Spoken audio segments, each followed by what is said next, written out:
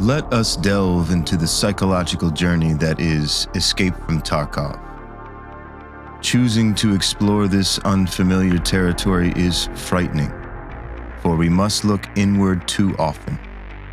Fear, joy, rage. This is our fate. This is our end to justify the means.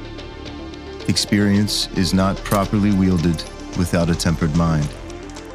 Through the veil of whizzing bullets, our true self lies just beyond.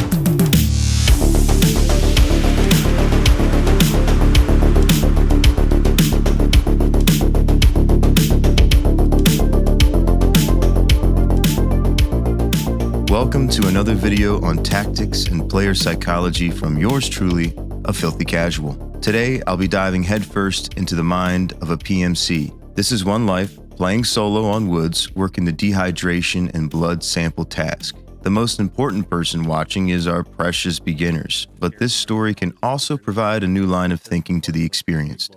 Tarkov is an emotional roller coaster, and I'll break down how I deal with these feelings while trying to maintain consistent gameplay. One way I combat these mental human tendencies is through playing in groups, but today the squad has left me behind. However, I still have them in Discord, and that's the reason for such a low volume right now. It's nice to have some banter while loading in because I'll be honest, I'm nervous. Once that raid timer starts to tick down to 0, my heartbeat elevates, and my love for Tarkov is fueled by this even after 5 years of playing. Now, don't worry, I'll turn up the volume once I mute the Discord. You'll get the full experience in just a minute. For now, let's take a note of what's happening already, because I'm not the only one who just spawned in this location. A small squad of scabs is already mounting pressure in what should otherwise be an uneventful raid. I always start solo raids with very low expectations, and my chosen tasks reflect that. It's important to start each raid with a realistic plan. Attempting to accomplish a long list of tasks usually results in disaster. The dehydration task from Jaeger is very easy, but one must plan accordingly because he asks you to maintain the dehydration debuff for a consecutive 5 minutes. The less mysterious therapist tasks us with recovering a blood sample from one of her colleagues last spotted in these woods. As I said, it's a simple plan. Dehydrate first, recover my health, nab the blood sample, and hightail it to extract. If I retrieve the blood sample first, I'll be at risk of losing this item if I die, and the dehydration will leave me vulnerable. But the gods of Tarkov have a different plan, and I wasn't prepared for what was about to happen next. This guy had to have been drawn in from the sound of the scav firefight earlier. This player's coming for me, damn it. Don't have any nades. Oh, I'm floating, no. Oh, I got him. No, that's a clip, bro. Oh my God, dude. Get out of here. I felt obligated to try and recreate this weird animation that caused my guy to slide across the rock. And sure enough, it happened every time I vaulted over it in offline mode. I definitely got reported for that one. I think we all can agree I was super lucky with that kill.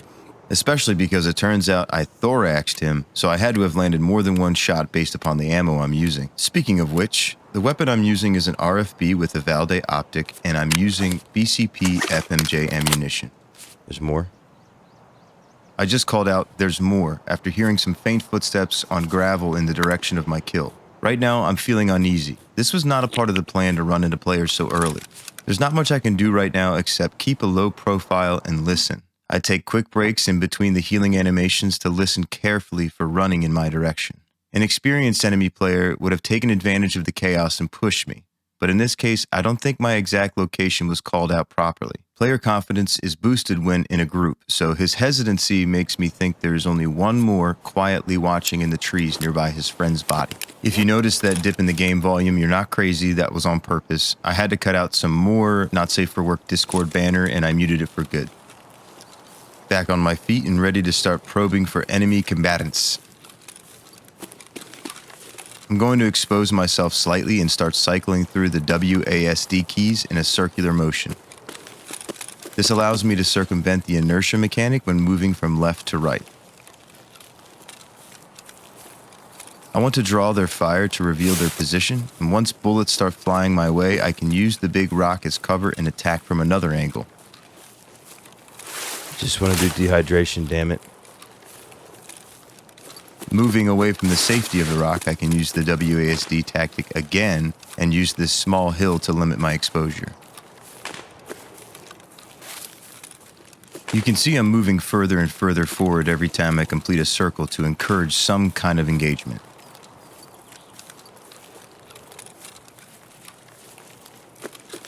I try a little run fake-out move before committing to the open area.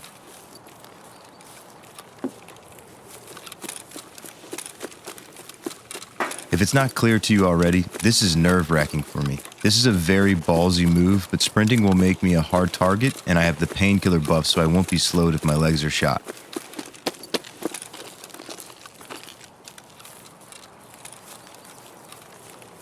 I take a second in this next bit of cover and scan the area ahead because I'm imagining my would-be enemies committing to a long flank. They would have to come from this direction in front of me or around the way I came from the start. Although risky without ample cover, repositioning is key at a time like this.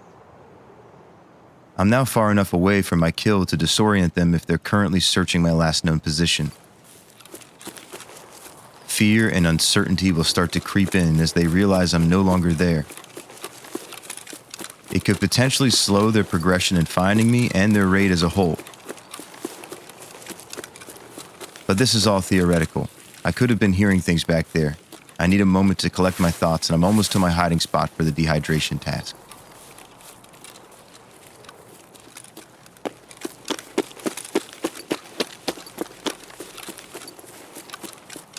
This could arguably be a terrible time to loot, but nonetheless, I'd like to make a modest sum if I get out of here alive. After all, Tarkov is a looter-shooter, and finding those sporadic moments to loot between firefights is all about confidence. Confidence in which I'm lacking enough to abandon that second container.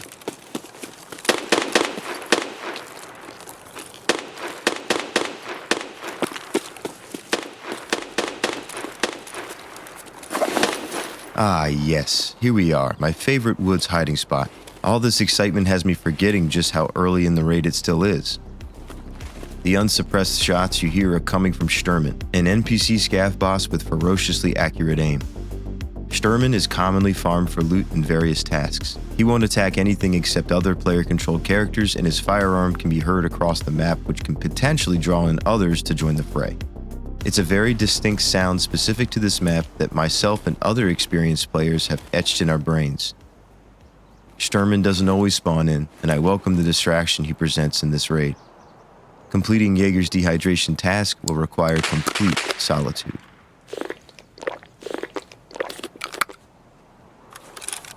There's a little ASMR for you. Yes, I just drank a jar of mayonnaise. Jars of mayonnaise can be found throughout the world, or you can just buy one on the flea market. There are a few items you can use to dehydrate your character, but a full jar of Devil Dog mayo will do it instantly. The only benefit of chugging it like an absolute animal is my energy is at 100% now, so at least I don't have to eat for a while. And now, I wait. I do my best to keep up with security despite feeling relaxed in my hidey hole. Honestly, security is nearly guaranteed unless someone else knows this spot and checks it, but that's unlikely. Woods is a big ol' map, and other players usually have more important things to tend to. I grow bored quickly, looking around in case there's any scavs to take a potshot at. I enjoy moments like these, observing the sights and sounds, soaking up the fact that I can take a breath and maintain a normal heart rate. This is similar to sniping in Tarkov, which is one of the parts of the game I truly love. There's no better feeling than eating a nice can of sardines while piling up the bodies from a safe 150 meters plus. Even better is tandem sniping with a duo or trio in separate locations. Before I start to fast forward, I want to take note of the status effects in the top right of my screen. If you're a part of the gaming community, you probably know them more commonly referred to as buffs and debuffs. Sorry the quality is so crappy, they're tiny low-res images so it's hard enough to see them as it is. These are specific to my current status, so they'll be different depending on each raid and its circumstances. Currently I have dehydration, which is simple enough. I'll lose health slowly and need to find some kind of drink to recover or just keep healing over and over. Next is pain, which is also self-explanatory. It gives you tunnel vision, has your player make audible grunts, and can lead to tremors. The stim debuff effect comes once a stimulant wears off, like the painkiller Vaseline I used earlier. Each stimulant has different debuff effects, like tunnel vision for example. Last is tremors. Since I haven't treated my pain effect, my hands will shake while trying to hold my gun steady. Stim debuff can also cause tremors, so who knows which one is causing it right now. Those shots remind me to keep up with security around my rock-laden hideout. Staying prone to minimize my exposure, I scan this open area surrounding the military camp. My 6 o'clock is covered by the rock face behind me, which is also the map boundary. All I have to do is keep up with what's happening right in front of me, and I should be fine. Someone is out there fighting scavs. That gunfire is coming from an unsuppressed shotgun, which is a scav trademark. You can see the tremor effect has completely set in to alter my ability to aim precisely. Almost done dehydrating. Just a little more time.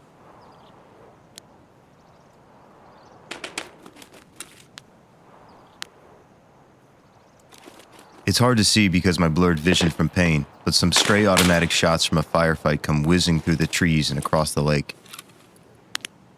I try to get a sightline on the combatants. Definitely other players fighting, but I can't make out anything from here. You'll see I'm adjusting my range by using the page up and page down buttons. Paging up will increase my default range of 100 meters to 200 to adjust for bullet drop due to gravity. In layman's terms, at this range, the adjustment will help my bullet land closer to where my crosshairs are aiming.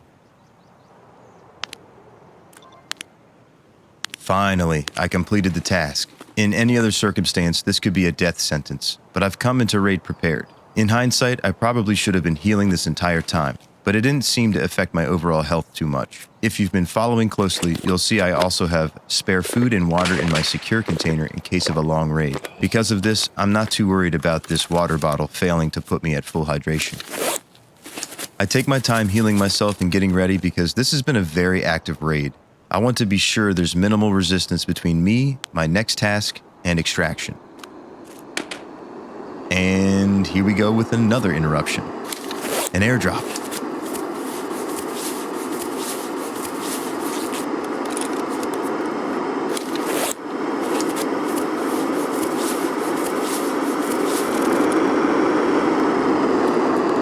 I am not interested in that airdrop at all. Their loot is usually crappy and it landed in a high traffic area that's very exposed. During that infernal noise, I was able to make out some more unsuppressed scav shots nearby. As I said a second ago, this raid is very active, but little did I know, the action is about to come to me.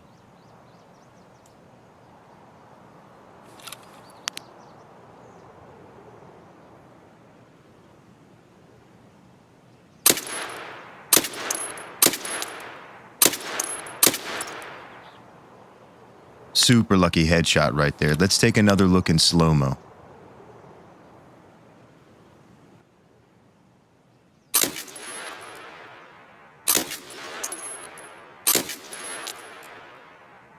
Here's a freeze frame of the last spot I was aiming before clicking. You can see his head is circled. Even I don't know how I made that shot, so going through this process is just as insightful for me as it is new players. Still not as much to say except lead your shots and you may get lucky like me. I quickly take cover again and reload my only spare magazine. In retrospect, I should have had a second spare magazine instead of only one. That's an easy preparation mistake to call out. I carry a full stack of spare ammunition in my secure container into every raid. Having full magazines at all times is key to winning prolonged firefights. I take a moment to process my excitement before my experience kicks in and reminds me I need to reposition immediately in case he has others in his squad.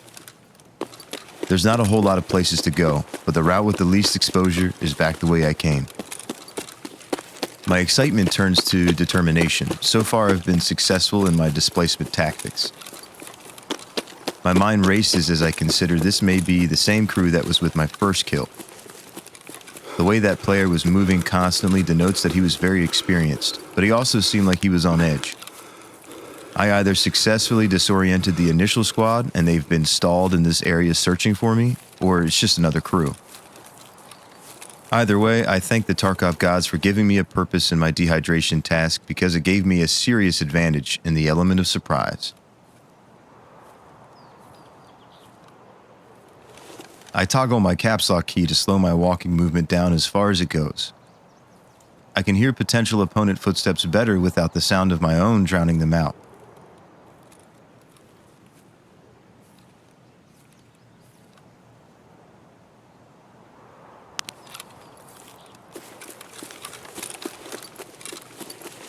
In hindsight, I should have used my Vaseline to pre-pain before running across this open area.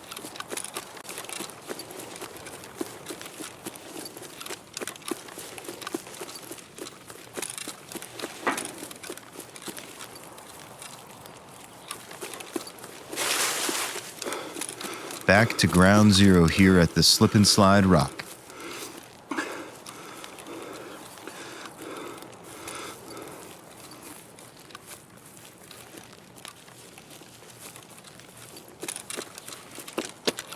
Okay, so the body of my first kill has been searched. More evidence this is the same squad. There's a low likelihood a separate group stumbled across the body in this ditch. Since I've made another kill, I'm feeling very pleased with myself that I'm back here.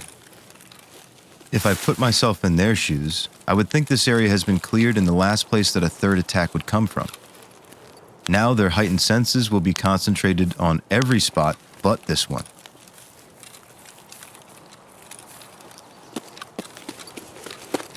Keeping all that in mind, security seems high enough to check the body for scraps.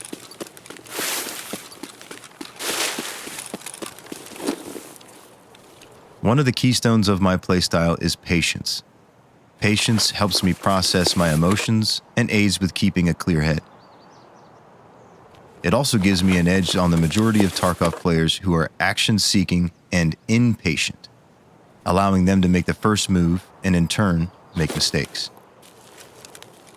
Looting here passes more time, the tension will build and could alter their performance as a player. The mounting pressure could also cause them to retreat, which I'm fine with. That'll give me the opportunities I need to complete my last task and extract.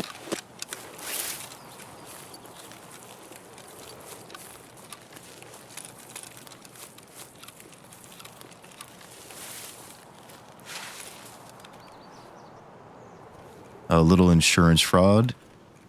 Nothing to see here. Insurance fraud is a term used to describe ditching gear that you've insured before the raid starts. I've hidden it in an area that won't ever be searched, and I'll get it back in a couple of days. It won't end up weighing me down, and it keeps my bags open for higher priority loot.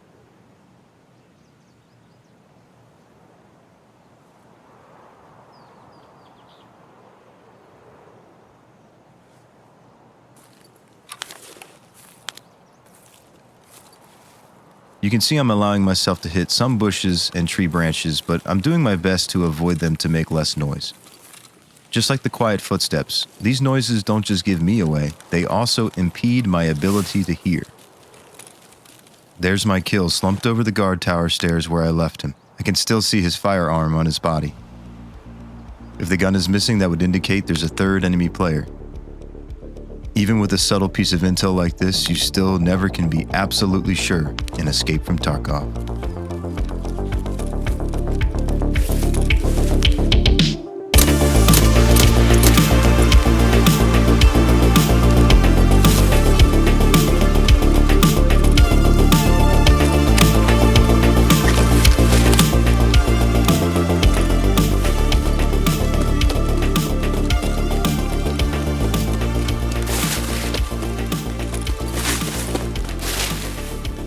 This is how we do it, gents. This is how we outplay and survive.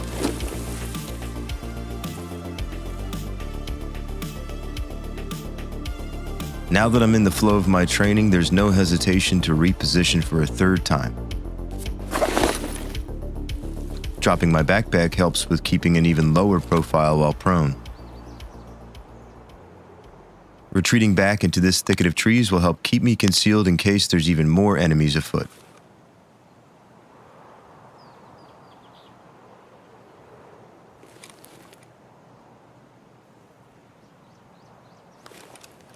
The philosophy behind my playstyle has come to fruition. This game isn't all about your skill in close quarters combat and finding the best frame rate. It's about control and staying centered to determine one's fate. The enemy is not my greatest foe. Looking inward, containing my fear, my joy, my insecurity, that is the supreme challenge. I'm too far into this inner battle with myself to lose now. Time to double down on everything. Patience, concealment, security, all of it.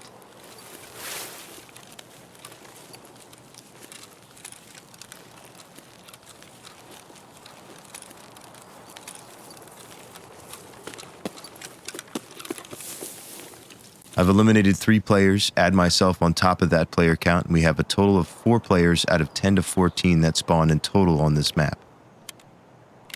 That's nearly half at minimum, and close to a third at most. I like my odds.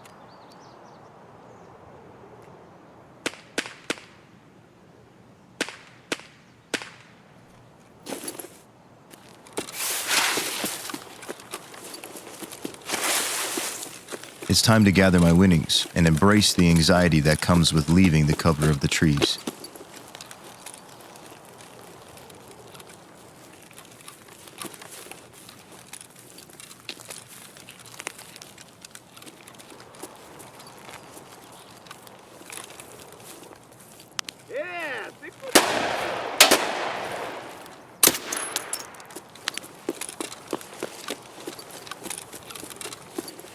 Some AI scabs have spawned in the area. Rules to live by: never underestimate any scab, player or AI.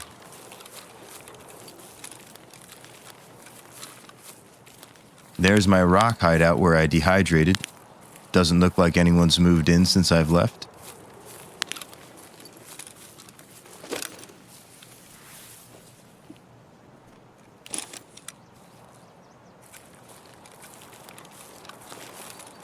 Found the body of my 3rd kill.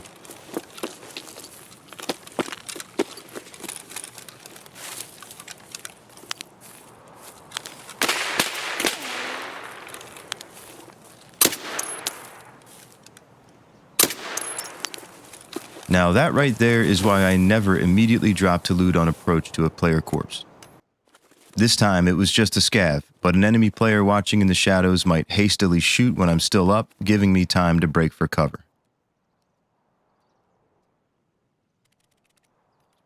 To further expound on finding my inner warrior, I give myself enough credit in the case of outmaneuvering my opponents, but I also know humility enough to mention the role that luck has played within this story.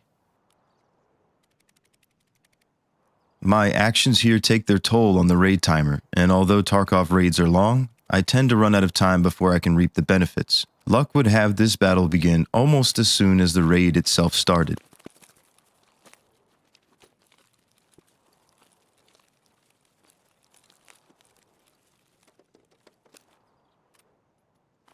I don't put pressure on myself to loot efficiently, and in practice I'm notoriously a slow looter. However, the clock is on my side, and I can practice the art of min-maxing.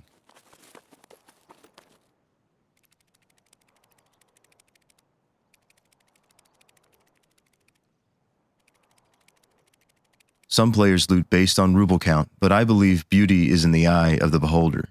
The value in what I've taken is based upon personal choices, ones which preserve my longevity as a player within this harsh world.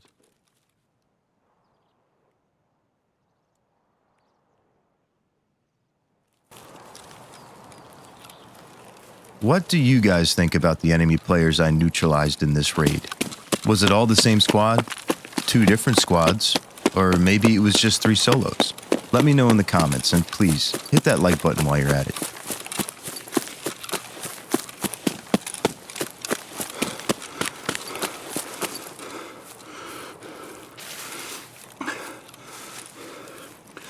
Here I realize that I'm overburdened, and I need to drop some weight.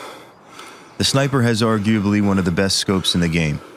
I'll save that for later, and also keep its ammunition.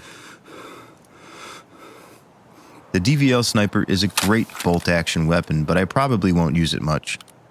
It's one of the heavier items I don't need, and dropping it should be enough.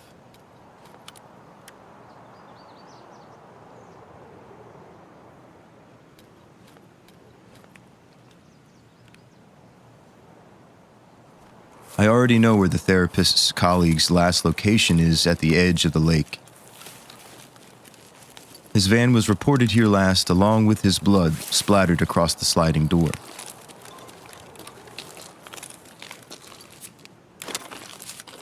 I gather it quickly and return to the trees.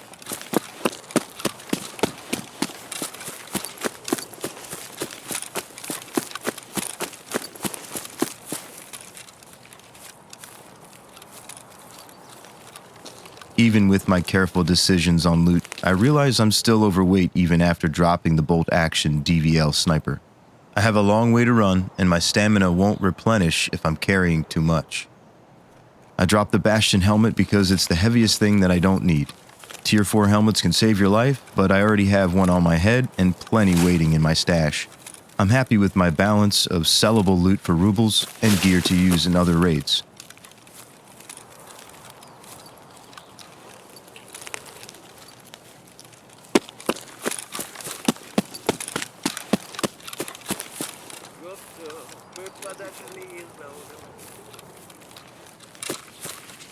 I just heard a scav singing right over the crest of the hill to my right.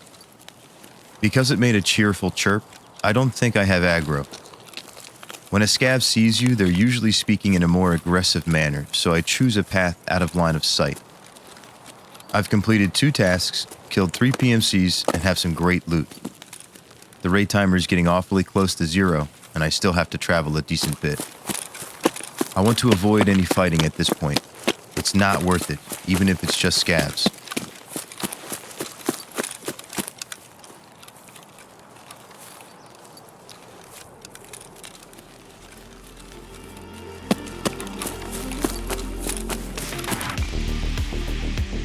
I'm taking the shortest path to the outskirts extract.